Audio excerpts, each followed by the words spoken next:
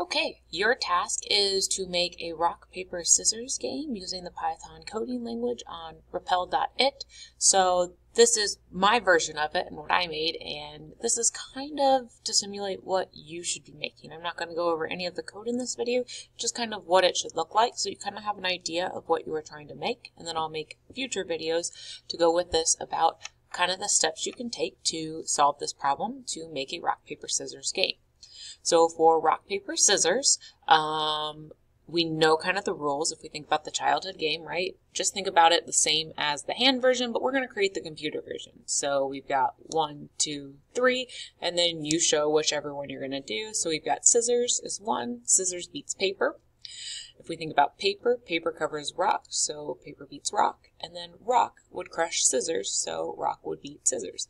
If you both choose the same, it's a tie game, and the game continues on. So in this version, we're going to try and keep track of how many each person wins and keep a count so that the first to 3 wins. We're going to be playing against a computer, so you're going to be coding the computer to pick a random choice, rock, paper, or scissors, while you, as the user, or anybody who's playing the game, gets to choose your option and see if you beat the computer or not. So let's take a look here. I've got a title. What is this? I've got my name, and then I've got some directions. This is rock, paper, scissors in Python. I'm going to ask the player input, choose rock, paper, or scissors, and the first to 3 wins.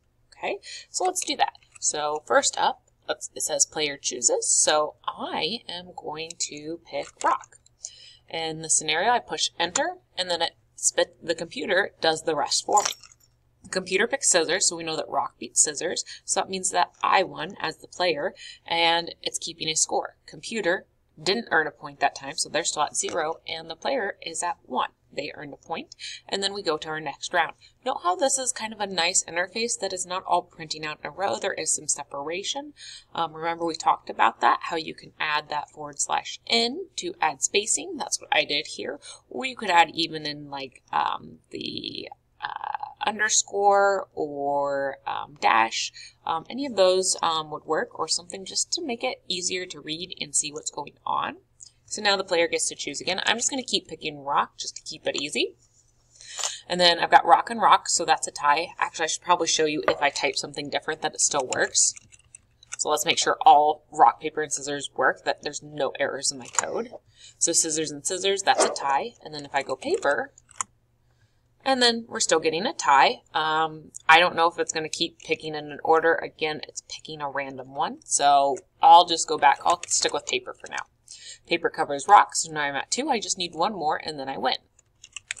So I'm just going to stick with paper, and I got to 3. So note how that ends the game. There's no more inputs, and I, as the player, won because I was the first to 3.